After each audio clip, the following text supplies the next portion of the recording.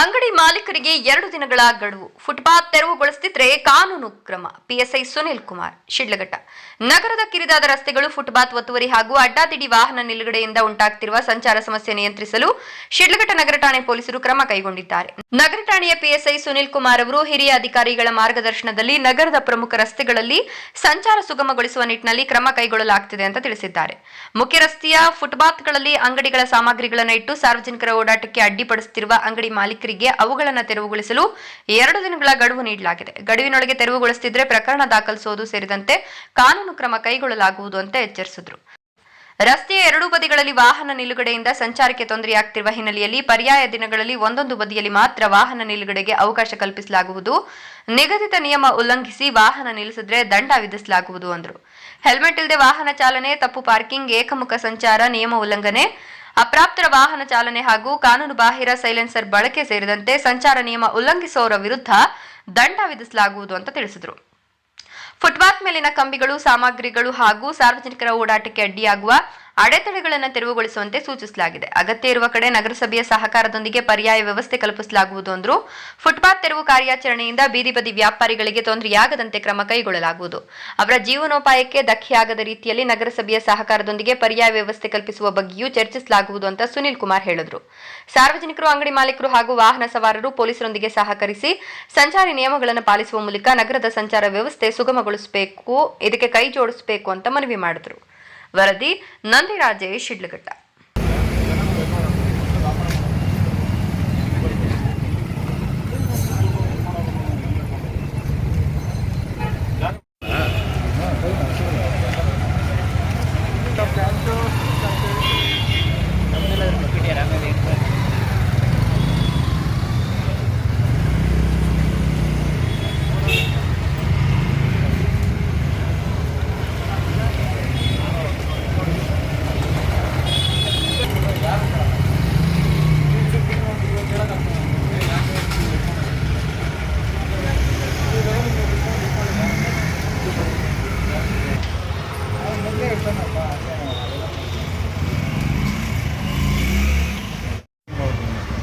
ಓಡಾಡೋದಕ್ಕೆ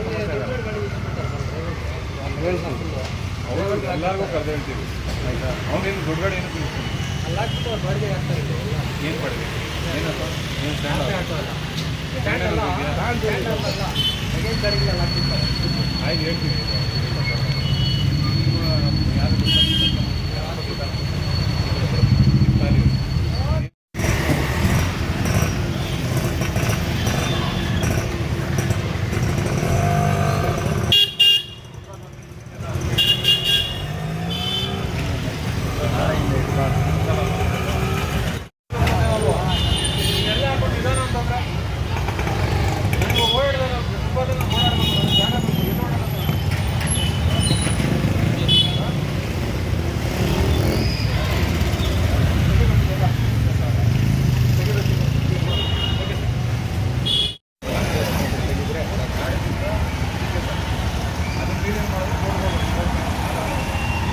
ಯಾರಪ್ಪ ಇದು?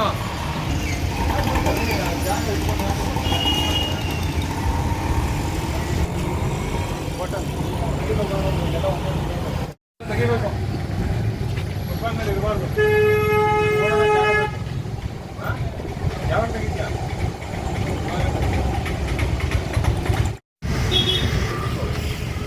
ಈವರೆಗೂ ಕಟ್ಬಿಟ್ಟು ಇಲ್ಲಿ ಸ್ಟೆಪ್ ಹಾಕೊಳ್ಳೋದು. ಫುಟ್ಪಾತ್ ಕಾಣಲ್ಲ ಇಲ್ಲಿ. ಕನ್ಸ್ಟ್ರಕ್ಟ್ ಮಾಡ್ಬೇಕಾದ್ರೆ ನೀವು ವಾರ್ನಿಂಗ್ ಮಾಡಬೇಕು. ನಾನಿದ್ರೆ ನಾನು ಮಾಡ್ತೀನಿ, ನನ್ನಿಲ್ಲ ಅಂದರೆ ನೀವು ಅದನ್ನು ಮಾಡ್ತೀನಿ. ಫುಟ್ಪಾತ್ ಮಾಡ್ತೀನಿ ಏನಿದೆ ಅದು ಸಿಸ್ಟಮ್ ಕಟ್ಕೋಬೇಕು. ಮುಂದೆ ಮಾಡ್ತಾಯಿಲ್ಲ ರೋಡಲ್ಲಿ ನನಗೆ ಫುಟ್ಪಾತ್ ನನಗೆ ಓಡಾಡೋಕ್ಕೆ ನಡ್ಕೊಂಡು ಓಡಾಡ್ತೀನಿ. ಫುಟ್ಪಾತ್ ಮೇಲೆ ಓಡಾಡಬೇಕು.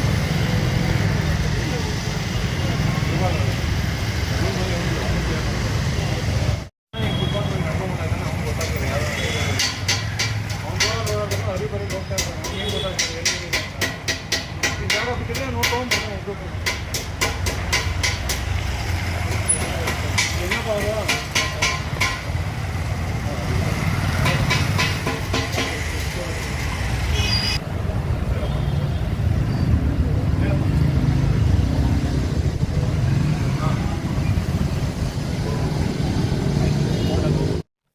ನಮಸ್ತೆ, ಸುನೀಲ್ ಕುಮಾರ್ ಅಂತೇಳಿ ಓಡಿ ಚಿಕ್ಕಬಳ್ಳಾಪುರ ನಮ್ಮ ಬಾಗೇಪಲ್ಲಿ ಸ್ಟೇಷನ್ ಇಂದ ಇಲ್ಲಿಗೆ ಶಿಡ್ಲಘಟ್ಟ ಟೌನ್ ಸ್ಟೇಷನ್ಗೆ ನಮ್ಮ SP ಸಾಹೇಬ್ರ ಆದೇಶದ ಮೇಲೆ ಬಂದಿದ್ದೀನಿ.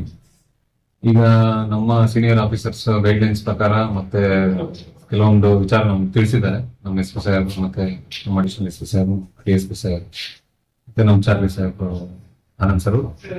ಏನಂದ್ರೆ ಇಲ್ಲಿ ಟ್ರಾಫಿಕ್ ಸಮಸ್ಯೆ ಸ್ವಲ್ಪ ಜಾಸ್ತಿ ಇದೆ. ರೋಡ್ಗಳು ಕಿರಿದಾಗಿದ್ದಾವೆ. ಇದು ಟೌನ್ ಲಿಮಿಟ್ಸ್ ಆಗಿರೋದ್ರಿಂದ ಟ್ರಾಫಿಕ್ ಸಮಸ್ಯೆ ಸ್ವಲ್ಪ ಜಾಸ್ತಿ ಇರೋದ್ರಿಂದ ಸ್ವಲ್ಪ ಟ್ರಾಫಿಕ್ ಕಂಟ್ರೋಲ್ ಮಾಡಬೇಕು ಅಂತೇಳಿ ತಿಳಿಸಿದ್ದಾರೆ. ಅದೇ ಪ್ರಕಾರ ಇವತ್ತು ಕೂಡ ನಾನು ಎಲ್ಲ ಕಿರಿದಾದ ಒಂದು ರಸ್ತೆ ನಮ್ಗೆ ಏನು ಈ ಶಿಡ್ಲಘಟ್ಟ ಮೇನ್ ರೋಡ್ ಇಂದ ನಮ್ಮ ಸ್ಟೇಷನ್ ಕಡೆ ಬರುವಂತ ಒಂದು ರೋಡ್ ಇದೆಯಲ್ಲ, ಆ ರೋಡಲ್ಲಿ ಇವತ್ತು ಕೂಡ ಹೋಗಿ ಎಲ್ಲರಿಗೂ ತಿಳಿಸಿ ಫುಟ್ಪಾತ್ ಮೇಲೆ ಫಸ್ಟ್ ಏನು ಈಗ ಜನಗಳಿಗೆ ನಾವು ಮೇಲ್ಗಡೆ ಫುಟ್ಪಾತ್ ಮೇಲೆ ಓಡಾಡೋದಕ್ಕೆ ಅವಕಾಶ ಮಾಡಿಕೊಟ್ರೆ ತಾನೇ ಫುಟ್ಪಾತ್ ಮೇಲೆ ಓಡಾಡ್ತಾರೆ, ಆಕ್ಸಿಡೆಂಟ್ಸ್ ಅವಾಯ್ಡ್ ಆಗುತ್ತೆ ನಮ್ಗೆ. ಸೊ ಈಗ ಮತ್ತೆ ಪಾರ್ಕಿಂಗ್ ಎರಡೂ ಬದಿಲು ಪಾರ್ಕಿಂಗ್ ಮಾಡ್ಕೊಂಡಿದ್ದಾರೆ. ನಮ್ಮ ಪ್ಲಾನ್ ಏನಿದೆ ಅಂತಂದ್ರೆ ಆಲ್ಟರ್ನೇಟಿವ್ ಡೇಸ್ ಒಂದ್ ಕಡೆ ಪಾರ್ಕಿಂಗ್ ಮಾಡ್ಕೊಂಡು ಪಾರ್ಕಿಂಗ್ ಮಾಡೋದಕ್ಕೂ ಸಮಸ್ಯೆ ಆಗ್ಬಾರ್ದು, ಜನಗಳು ಓಡಾಡೋದಕ್ಕೂ ಸಮಸ್ಯೆ ಆಗ್ಬಾರ್ದು, ಆಕ್ಸಿಡೆಂಟ್ಸ್ ಅವಾಯ್ಡ್ ಆಗ್ಬೇಕು ಅಂತೇಳಿ ಈಗ ನಾವು ಶುರು ಮಾಡಿದ್ದೀವಿ. ಇವತ್ತೆಲ್ಲ ಅದನ್ನ ಎಲ್ಲ ರೋಡ್ ಇರುವಂತ ಅಂಗಡಿ ಮಾಲೀಕರಾಗಿದ್ದಾರೆ ಅವ್ರಿಗೆಲ್ಲ ವಿಚಾರ ತಿಳಿಸ್ಕೊಟ್ಟು ಬಂದಿದ್ದೀನಿ. ಇನ್ನೊಂದು 2 days ಅಲ್ಲಿ ನಾವು ಕ್ಲಿಯರ್ ಮಾಡ್ಕೊಡ್ತೀವಿ ಅಂತ ಹೇಳಿದ್ದಾರೆ. ನಾನು ಅವ್ರಿಗೆ ಒಂದು 2 days ಅಲ್ಲಿ ಮಾಡ್ಕೊಳ್ಳಿ ಅಂತ ಹೇಳಿದ್ದೀನಿ. ಆ ಪ್ರಕಾರ ಅವ್ರು ಕ್ಲಿಯರ್ ಮಾಡ್ಕೊಂಡ್ರೆ ನಮ್ಗೆ ಅಲ್ಲಿ ಒಂದು ಸುಲಲಿತವಾಗಿ ಜನಗಳು ಓಡಾಡೋದಕ್ಕೂ ಸಮಸ್ಯೆ ಆಗಲ್ಲ, ಗಾಡಿಗಳು ಟ್ರಾಫಿಕ್ ಕೂಡ ನಮ್ದಾಗಲ್ಲ. ಇದಾದ್ಮೇಲೆ ನೆಕ್ಸ್ಟ್ ಹಂತದಲ್ಲಿ ಈ ಏನು ಟ್ರಾಫಿಕ್ ರೂಲ್ಸ್ ಏನಿದೆ ಅದನ್ನ ಬ್ರೇಕ್ ಮಾಡೋ 2 wheelers ಆಗಿರ್ಲಿ 4 wheelers ಆಗಿರ್ಲಿ, ಈ ಆಟೋದವರು, ಈ ದೊಡ್ಡ ಗಾಡಿಗಳು, ಯಾವುದೇ ರೀತಿಯಾದಂತ ಗಾಡಿಗಳು ಕೂಡ ಯಾವುದೇ ವೈಲೇಷನ್ ಆಗ್ಬಾರ್ದು, ನಮ್ಗೆ ಟ್ರಾಫಿಕ್ ವೈಲೇಷನ್ ಇರಬಾರ್ದು. ಏನ್ ನಮ್ಗೆ ಟ್ರಾಫಿಕ್ ರೂಲ್ಸ್ ಏನ್ ಮಾಡಿದೀವಿ ಆ ರೂಲ್ಸ್ ನ ಕಡ್ಡಾಯವಾಗಿ ಫಾಲೋ ಮಾಡೋದು. ನಾವು ಇದ್ರ ಬಗ್ಗೆ ಅವೇರ್ನೆಸ್ ಆಲ್ರೆಡಿ ತುಂಬಾ ಆಗಿದೆ. ಹೊಸದಾಗಿ ನಮ್ಮ ಕುಶಲ್ ಚೌಕ್ಸೆ ಹೊಸದಾಗಿ ಸಾಹೇಬರು ಬಂದಾಗ ಒಂದಷ್ಟು ಟೈಮ್ ಕೊಟ್ಟು ಅವೇರ್ನೆಸ್ ಪ್ರೋಗ್ರಾಮ್ಸ್ ಮಾಡಿಸಿ ಈ ತರ ಒಂದು ಡೇಟ್ ಕೊಟ್ಟು ಆ ಡೇಟ್ ಇಂದ ನಾವು ಇದಾದ್ಮೇಲೆ ನೀವು ವೈಲೇಷನ್ ನ ಬ್ರೇಕ್ ಮಾಡಿದ್ರೆ ನಾವು ದಂಡ ವಿಧಿಸ್ತೀವಿ ಅಂತ ಹೇಳಿ ಕ್ಲಿಯರ್ ಆಗಿ ತಿಳಿಸಿದ್ದಾರೆ. ಅದೇ ಪ್ರಕಾರ ನಾವು ಇವಾಗ ಅವೇರ್ನೆಸ್ ಜೊತೆಗೆ ದಂಡ ಕೂಡ ಹಾಕ್ತೀವಿ. ಅವರು ಹೆಲ್ಮೆಟ್ ಆಗಿರ್ಬೋದು, ರಾಂಗ್ ಪಾರ್ಕಿಂಗ್ ಆಗಿರ್ಬೋದು, ಒನ್ ವೇ ಡ್ರೈವಿಂಗ್ ಆಗಿರ್ಬೋದು, ಮೈನರ್ ಡ್ರೈವಿಂಗ್ ಆಗಿರ್ಬೋದು, ಆಲ್ಟರ್ನೇಟಿವ್ ಸೈಲೆನ್ಸರ್ ಆಗಿರ್ಬೋದು, ಈ ತರದ್ದು ಯಾವುದೇ ರೀತಿ ವೈಲೆನ್ಸ್ ಮಾಡಿದ್ರು ಕೂಡ ನಾವು ದಂಡ ಅಂತೂ ಹಾಕ್ತೀವಿ. ದಂಡ ಹಾಕ್ತೀರಾ ಯಾವುದೇ ಕಾರಣಕ್ಕೂ ಬಿಡಲ್ಲ. ಆಮೇಲೆ ಈ ಬಗ್ಗೆ ಎಲ್ಲ ನಮ್ಮ ಲೋಕಲ್ ಲೀಡರ್ಸ್ ಗೊತ್ತಿದೆ. ಅವರು ಕೂಡ ಈ ಎಲ್ಲ ಜನಗಳಿಗೆ ಇದ್ರ ಬಗ್ಗೆ ಅವೇರ್ನೆಸ್ ಮಾಡಿದ್ದಾರೆ. ದಯವಿಟ್ಟು ಪೊಲೀಸ್ ಅವರು ಯಾರು ನಿಮ್ ಒಳ್ಳೇದಕ್ಕೆ ಹೇಳೋದು, ದಯವಿಟ್ಟು ಅದನ್ನ ರೂಲ್ಸ್ ಏನ್ ಹೇಳ್ತಾರೆ ಅದನ್ನ ಫಾಲೋ ಮಾಡಿ ಅಂತ ಹೇಳಿ ಇದುವರೆಗೂ ತಿಳಿಸಿದ್ದಾರೆ. ಇದಾದ್ಮೇಲೂ ಕೂಡ ಅವರು ಇದೇ ತರ ನಾನು ವೈಲೇಟ್ ಮಾಡ್ತೀನಿ, ಏನ್ ಮಾಡ್ತಾರೆ ನೋಡೋಣ ಅಂದ್ರೆ ನಾವು ದಂಡ ಹಾಕ್ತೀವಿ. ನಾವು ಜನಸ್ನೇಹಿ ಪೊಲೀಸರಿಗೆ ಒತ್ತು ಕೊಡುವಂತವ್ರು. ಅದೇ ರೀತಿ ಜನಗಳು ನಮ್ಗೆ ನಾವೇನು ಅವ್ರಿಗೆ ಹೇಳ್ತೀವಿ, ಅವ್ರು ಒಳ್ಳೇದಕ್ಕೆ ಹೇಳ್ತೀವಿ, ಅದನ್ನ ನಾವು ಫಾಲೋ ಮಾಡಿದ್ರೆ ಇಲ್ಲಿ ಎಲ್ಲನೂ ಚೆನ್ನಾಗಿರುತ್ತೆ, ಟ್ರಾಫಿಕ್ ಚೆನ್ನಾಗಿರುತ್ತೆ, ಮತ್ತೆ ಕ್ರೈಮ್ಸ್ ಕೂಡ ಅವಾಯ್ಡ್ ಆಗುತ್ತೆ. ಅದು ಬೇಕಾದಂತ ಕ್ರಮಗಳನ್ನ ನಾವು ತಗೊಂತೀವಿ. ನಮ್ಮ ಮೇಲಧಿಕಾರಿಗಳ ಮಾರ್ಗದರ್ಶನದಲ್ಲಿ ನಾವು ಖಂಡಿತ ಇಲ್ಲಿ ಒಳ್ಳೆ ಕೆಲಸ ಮಾಡೋದಕ್ಕೆ ಬಂದಿದೀವಿ. ಎಷ್ಟಾಗುತ್ತೋ ಅಷ್ಟು ನಮ್ಮಿಂದ ನಾಳೆ ದಿವಸ ನಾವು ಇಷ್ಟ ಟ್ರಾನ್ಸ್ಫರ್ ಆಗಿ ಹೋದಾದ್ಮೇಲೆ ಕೂಡ ಇಂಥವ್ರು ಒಬ್ರಿದ್ರು ಈ ತರದ ಕೆಲಸ ಮಾಡಿದ್ದಾರೆ ಅಂತೇಳಿ ಜನ ನೆನ್ಸ್ಕೊಳ್ಳೋಂತ ಕೆಲಸಗಳ ನಾವು ಖಂಡಿತ ಮಾಡ್ತೀವಿ. ಸರ್, ಫುಟ್ಪಾತ್ 2 days ಕ್ಲಿಯರ್ ಆಗಿಲ್ಲ ಅಂದ್ರೆ ನೆಕ್ಸ್ಟ್ ಏನ್ ಕ್ರಮ ತಗೊಂತೀರಿ ಸರ್? ಅವ್ರಿಗೆ ಇವಾಗ ನಾವು ಹೇಳಿ ಬಂದಿದೀವಿ 2 days ಅಲ್ಲಿ ಏನಾದ್ರು ನೀವು ಫುಟ್ಪಾತ್ ಮಾಡಿಲ್ಲ ಅಂತಂದ್ರೆ ನಾವು ನೆಕ್ಸ್ಟ್ ಸ್ಟೆಪ್ ಅವ್ರಿಗೆ ಪಿಟಿ ಕೇಸ್ ಹಾಕ್ತೀವಿ. ಫೈನ್ ಅಮೌಂಟ್ ಫಿಕ್ಸ್ ಮಾಡ್ಬಿಟ್ಟು ಪಿಟಿ ಕೇಸ್ ಹಾಕೊಂತ ಹೋಗ್ತೀವಿ.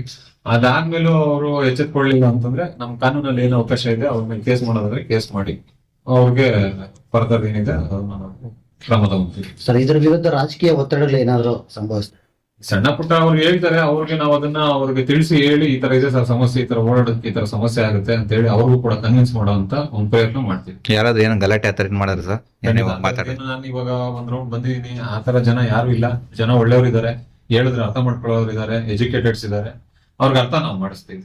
ಒಳ್ಳೆಯದು ಸರ್, ಈಗ ಫುಟ್ಪಾತ್ ಮೇಲೆ ಇರ್ತಕ್ಕಂಥ ಕೆಲವು ಅಂಗಡಿಗಳನ್ನ ತೆರವುಗೊಳಿಸಿದ್ರೆ ಬಟ್ ಬೀದಿ ಬದಿ ವ್ಯಾಪಾರಿಗಳಿಗೆ ತೊಂದರೆ ಆಗ್ತದೆ. ಈಗ ನಾನು ಹೋಗಿದ್ ರೋಡಲ್ಲಿ ಬೀದಿ ಬದಿ ವ್ಯಾಪಾರಿಗಳಿಗೆ ತೊಂದರೆ ಆಗೋ ತರ ಅಷ್ಟು ಯಾವ್ದು ಇಲ್ಲ. ಒಂದ್ 4-5 ತರಕಾರಿ ಅಂಗಡಿ ಇಟ್ಕೊಂಡಿದ್ದಾರೆ ಬಿಟ್ರೆ ತಳ್ಳಗಾಡಿಲಿ ಅಷ್ಟು ನಾನು ಹೆಚ್ಚು ಕಮ್ಮಿ ಆ ಸ್ಟ್ರೆಚ್ ಒಂದು ಅರ್ಧ ಕಿಲೋಮೀಟರ್ ಇದೆ, 500 to 600 meters ಇದೆ. ಆ ಸ್ಟ್ರೆಚ್ ಅಲ್ಲಿ ಒಂದ್ 3-4 ಮಾತ್ರ ತಳ್ಳಗಾಡಿಲಿ ಕೊನೆಗೆ ಇಟ್ಕೊಂಡಿದ್ದಾರೆ. ಅದು ಬಿಟ್ಟು ಎಲ್ಲ ಇವ್ರು ಅಕ್ವೈರ್ ಮಾಡ್ಕೊಂಡಿರೋದು. ಯಾರು ಈ ಬಾಡಿಗೆಗಿದ್ದಾರೆ ಅಂಗಡಿಗಳು ಅವರೇ ಅವ್ರ ಐಟಮ್ ನ ಹೊರಗಡೆ ಇಟ್ಕೊಂಡಿರೋ ಫುಟ್ಪಾತ್ ಮೇಲೆ. ಅದನ್ನ ಅವರು ಕ್ಲಿಯರ್ ಮಾಡಬಹುದು. ಏನು ಅಂತ ಬೀದಿ ಬದಿ ವ್ಯಾಪಾರಿಗಳು ಯಾರು ಇಲ್ಲ, ಅದೇನು ಸಮಸ್ಯೆ ಆಗಲ್ಲ. ಸರ್, ಕೋಟೆ ಸರ್ಕಲ್ ಇಂದ ಕೆಳಗಡೆ Okay. ಕೆಲವು ಸೊಪ್ಪಿನ ಅಂಗಡಿಗಳೆಲ್ಲಾನು ಫುಟ್ಪಾತ್ ಮೇಲೆ ಇಟ್ಟರೆ ಸರ್, ನೀವು ಆ ಕಡೆ ಹೋದಂಗಿಲ್ಲ ಮೋಸ್ಟ್ಲಿ. ಅದೇ ನಾನು ಇವಾಗ ಈ ರೋಡ್ ಯಾವ್ದಪ್ಪ ಆ ರೋಡ್ ಅಲ್ಲಿ ಆ ತರದ್ದೇನಿಲ್ಲ. ನೋಡೋಣ ನೆಕ್ಸ್ಟ್ ನೀವ್ ಹೇಳ್ದಂಗೆ ಈ ಕೋಟೆ ರೋಡ್ ಅಲ್ಲಿ ಏನಾದ್ರು ಆ ತರದ್ದು ಇತ್ತು ಅಂತಂದ್ರೆ ನಾನು ಇದು ಫಸ್ಟ್ ಡೇನೆ ಹೇಳಿದ್ದೀನಿ, ನಮ್ ಜೊತೆಗೆ ನಗರಸಭೆ ಅವರು ಕೈ ಜೋಡಿಸ್ಬೇಕು, ಅವ್ರಿಗೆ ಆಲ್ಟರ್ನೇಟಿವ್ ಮಾಡ್ಕೊಡೋದು. ಅವ್ರ ಹೊಟ್ಟೆಯಿಂದ ಹೊಡೆಯುವಂತ ಕೆಲಸ ಆಗ್ಬಾರ್ದು. ಅವ್ರ ಪಾಪ 100-200 ರೂಪಾಯಿ ದಿನ ಪೂರ್ತಿ ಅವ್ರು ಕೂಲಿ ಮಾಡೋಂಥವ್ರು, ಅವ್ರಿಗೂ ತೊಂದರೆ ಆಗ್ಬಾರ್ದು. ನಮ್ಮ ಒಂದು ಕಾನೂನ ನಾವು ಜಾರಿಗೊಳಿಸಬೇಕು, ಅದಕ್ಕೂ ತೊಂದರೆ ಆಗ್ಬಾರ್ದು. ಎಲ್ಲ ಒಳ್ಳೆ ರೀತಿಲಿ ಆಗೋ ತರ ನಾವು ಏನ್ ಪ್ರಯತ್ನ ಮಾಡ್ಕೋ ನಾವು ಮಾಡ್ತೀವಿ. ಈಗ ಫುಟ್ಪಾತ್ ಮೇಲೆ ಇರ್ತಕ್ಕಂಥ ಏನೋ ಸೀಟ್ಗಳಿಗೆ ಕಂಬಿಗಳೆಲ್ಲ ಅಡ್ಡ ಬರುತ್ತೆ ಫುಟ್ಪಾತ್ ಕ್ಲಿಯರ್ ಆಗಿ ಹೇಳಿದೀನಿ, ಕಂಬಿಗಳು ಏನ್ ಅಡ್ಡ ಬರ್ತವೆ ಫುಟ್ಪಾತ್ ಮಾರ್ಜಿನ್ ಅದೇನಿದೆ ಕಂಬಿಗಳು ಅದನ್ನ ತೆರವುಗೊಳಿಸ್ಕೋಬೇಕು. ಅಟ್ಲೀಸ್ಟ್ ಮೇಲ್ಗಡೆ ಇದ್ರೆ ಓಡಾಡೋರ್ಗೆ ತೊಂದರೆ ಆಗ್ಬಾರ್ದು. ಆ ರೀತಿ ಅವ್ರೇನೋ ನೆರಳಿಗೋಸ್ಕರ ಹಾಕೊಂಡಿದ್ರೆ ಅದೇನ್ ಸಮಸ್ಯೆ ಆಗಲ್ಲ. ಈ ಕಂಬಿಗಳು ಏನಾದ್ರು ಅಡ್ಡ ಇದ್ದು ಓಡಾಡೋದಕ್ಕೆ ತೊಂದರೆ ಆಗ್ತದೆ ಅಂದ್ರೆ ಅದನ್ನು ಕಟ್ ಮಾಡ್ಬಿಟ್ಟು ತೆರವುಗೊಳಿಸ್ಬೇಕು ಅಂತ ಹೇಳಿ ನಾನು ಕ್ಲಿಯರ್ ಆಗಿದ್ದೀನಿ. ಈಗ ಫುಟ್ಪಾತ್ ಲೆವೆಲ್ ಇದೆ, ಲೆವೆಲ್ ಮೇಲೆ ಸ್ಟೆಪ್ಸ್ ಹಾಕೊಂಡು ಮತ್ತೆ ಅದ್ರ ಮೇಲೆ ದಿನ ಕಟ್ಟಿ ಅದನ್ನು ಒಂದ್ ಕಡೆ ನೋಡಿದೆ. ಇವಾಗ ಅವರು ಇಲ್ಲಿಂದ ಸ್ಟೆಪ್ಸ್ ಇಟ್ಕೊಂಡಿದ್ದಾರೆ, ಈಗ ಅವ್ರ ಮನೆಗೆ ಅದೇ ಜಾಗದಲ್ಲಿ ಹೋಗ್ಬೇಕು. ಅದೊಂದು ಕ್ರಿಟಿಕಲ್ ಇದೆ. ನಾನು ಅದನ್ನ ಇಂಜಿನಿಯರ್ ಯಾರಾದ್ರೂ ಇದ್ರೆ ನಗರಸಭೆ ಅವರು ಅವ್ರನ್ನ ಮಾತಾಡಿ ಅದಕ್ಕೆ ಏನಾದ್ರು ಆಲ್ಟರ್ನೇಟಿವ್ ಮಾಡಬಹುದು ಅಂತ ನೋಡ್ತೀನಿ. ಕೆಲವು ಅಂಗಡಿಗಳ ಮುಂದೆನೂ ಲಿಂಕ್ಸ್ ಕಟ್ಟಿದ್ರೆ ಅದೇ ಮಾರ್ಜಿನ್ ಬಿಟ್ಟು ನೀವು ಅದನ್ನು ತೆರವುಗೊಳಿಸಬೇಕು ಅಂತ ಹೇಳಿದೀನಿ. ಅಟ್ಲೀಸ್ಟ್ ಸ್ಟೆಪ್ಸ್ ಮೇಲೆ ಆದ್ರೂ ಜನಗಳು ಓಡಾಡೋದಕ್ಕೆ ನೀವು ಅವಕಾಶ ಮಾಡ್ಕೊಡ್ಬೇಕು. ಸ್ಟೆಪ್ಸ್ ಏನ್ ಕಟ್ಟಿದ್ರೆ ಕಟ್ಬಿಟ್ಟಿದ್ರೆ ಆಗೋಗಿದೆ. ಇಲ್ಲ ಅಂತಂದ್ರೆ ನಿಮ್ ಹತ್ರ ಏನಾದ್ರು ಆರ್ಡರ್ಸ್ ಇದ್ರೆ ತೋರಿಸಿ ಅಂತ ಕೇಳಿದೀನಿ. ನಾವು ಕಟ್ಕೊಂಡಿರೋದಕ್ಕೆ ಇಲ್ಲ ಇಲ್ಲಿಗಲ್ ಇದ್ರೆ ನೀವು ಆ ಜಾಗನ ಬಿಟ್ಟು ನೀವು ಒಳಗಡೆ ಹಾಕೊಳ್ಳಿ ಅಂತ ಹೇಳಿದ್ವಿ. ಸರ್ ಬೆಳಗ್ಗೆ ಮತ್ತು ಸಾಯಂಕಾಲ ಶಾಲಾ ಮಕ್ಕಳು ಸ್ಕೂಲ್ ಇಂದ ಬಸ್ಸಿಗೆ ಬರುತ್ತೆ, ಹಿಂದ್ಗಡೆ ಮುಂದ್ಗಡೆ ಅವ್ರು ವಾಹನ ಬರ್ತಾ ಇದ್ರು ಕೂಡ ಅಲ್ಲೇ ಸೆಂಟ್ರಲ್ಲೇ ನಿಲ್ಸ್ಬಿಟ್ಟು ಗಾಡಿ ಮಕ್ಕಳನ್ನ ಅಲ್ಲೇ ಇಳಿಸ್ಬಿಟ್ಟು ಹಂಗೆ ಹೋಗ್ಬಿಡ್ತಾರೆ. ಅದೇ ಇವಾಗ ಇವತ್ತು ಫಸ್ಟ್ ಸ್ಟೆಪ್ ತಗೊಂಡಿದೀವಿ, ಇದೊಂದು ವ್ಯವಸ್ಥೆ ಮಾಡೋಣ. ಎಲ್ಲರೂ ನೀವು ಕೈ ಜೋಡಿಸಿದ್ರೆ, ನಮ್ಮ ನಗರಸಭೆಯವರು ಕೈ ಜೋಡಿಸಿದ್ರೆ ಈ ತರ ಆಲ್ಟರ್ನೇಟಿವ್ ಡೇಸ್ ಅಲ್ಲಿ ಪಾರ್ಕಿಂಗ್ ವ್ಯವಸ್ಥೆ ಮಾಡಿ ನೀಟಾಗಿ ಫುಟ್ಪಾತ್ ನ ತೆರವು ಮಾಡಿದ್ರೆ ಆರಾಮ ಮಕ್ಕಳು ಓಡೋದು ಇರುತ್ತೆ. ಮತ್ತೆ ಇವ್ರ ಅಂಗಡಿಯವ್ರಿಗೆ ಹೇಳಿದೀವಿ, ಆಲ್ಟರ್ನೇಟಿವ್ ಡೇಸ್ ಅಲ್ಲಿ ನಾವು ವೇಟ್ ಮಾಡಿರ್ತೀವಿ, ಆ ಟೈಮ್ ಅಲ್ಲಿ ಎರಡೂ ಕಡೆ ಪಾರ್ಕಿಂಗ್ ಆಗ್ಬಾರ್ದು. ನಿಮ್ ಜವಾಬ್ದಾರಿ ಕೂಡ ಇದೆ. ಈ ತರ ನೋಡಪ್ಪ ಇವತ್ತು ಈ ಕಡೆ ಮಾಡಂಗಿಲ್ಲ ಪಾರ್ಕಿಂಗ್, ಆ ಕಡೆ ಜಾಗ ಇದೆ, ನಿಮ್ಗೆ ಅವಕಾಶ ಮಾಡಿಕೊಟ್ಟಿದ್ದಾರೆ, ನೀವು ಆ ಕಡೆ ಗಾಡಿ ನಿಲ್ಸ್ಬಿಟ್ಟು ಬನ್ನಿ, ಸಂಚಾರಕ್ಕೆ ತೊಂದರೆ ಆಗದಂಗೆ ನಿಮ್ ಕೆಲಸ ನಿಮ್ ಮುಗಿಸ್ಕೊಂಡು ಹೋಗಿ ಅಂತ ಹೇಳಿ ಯಾರ ಅಂಗಡಿಗೆ ಎಲ್ಲಿ ನಿಲ್ಲಿಸ್ತಾರೆ ಅವ್ರಿಗೂ ಅವೇರ್ನೆಸ್ ಅವ್ರಿಗೂ ನಾವು ತಿಳಿಸಿದೀವಿ. ಅವರು ಕೂಡ ಯಾರು ಬರ್ತಾರೆ ಅವ್ರು ಹೇಳ್ಬೇಕು ಅಂತ ಗ್ರಾಹಕರಿಗೆ ತಿಳಿಸಿ ಹೇಳಿ ಅವರು ಇದನ್ನ ಫಾಲೋ ಮಾಡ್ಬೇಕು ಅಂತ ಹೇಳಿದ್ವಿ. 1 or 2 ಡೇಸ್ ನಾವು ನೋಡ್ತೀವಿ, ಮತ್ತೆ ನಾವು ರೌಂಡ್ಸ್ ಅಲ್ಲಿ ಇರ್ತೀವಿ. ಆಲ್ಟರ್ನೇಟಿವ್ ಡೇಸ್ ಅಲ್ಲಿ ಏನು ಯಾವ ದಿವಸ ಎಲ್ಲಿ ಕೊಟ್ಟಿದೀವಿ ಪಾರ್ಕಿಂಗ್ ಅದನ್ನ ಬಿಟ್ಟು ಆಪೋಸಿಟ್ ಮಾಡಿದ್ದಾರೆ ಅಂತಂದ್ರೆ ಅವ್ರಿಗೂ ದಂಡ ಆಗ್ತೀವಿ.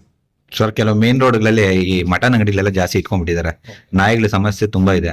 ಮಕ್ಕಳು ಹೋಗೋದಕ್ಕೂ ತುಂಬಾ ನಗರಸಭೆ ಜೊತೆ ಕೈ ಜೋಡಿಸ್ಬೋದು. ನಾವು ಅದನ್ನ ನಾಯಿಗಳು ಹಿಡಿಯೋದಕ್ಕೆ ನಮ್ಗೆ ಅವಕಾಶ ಇಲ್ಲ. ಆಮೇಲೆ ಅದಕ್ಕೆಲ್ಲ ಎಕ್ಸ್ಪರ್ಟ್ಸ್ ನಗರಸಭೆಯಲ್ಲಿ ಇರ್ತಾರೆ, ಅವ್ರು ಅದನ್ನ ಕ್ರಮ ತಗೋಬೇಕು. ನಮ್ಮಿಂದ ಏನಾದ್ರು ನಮ್ ಸಹಾಯ ಇದ್ರೆ ನಾವು ಮಾಡ್ತೀವಿ.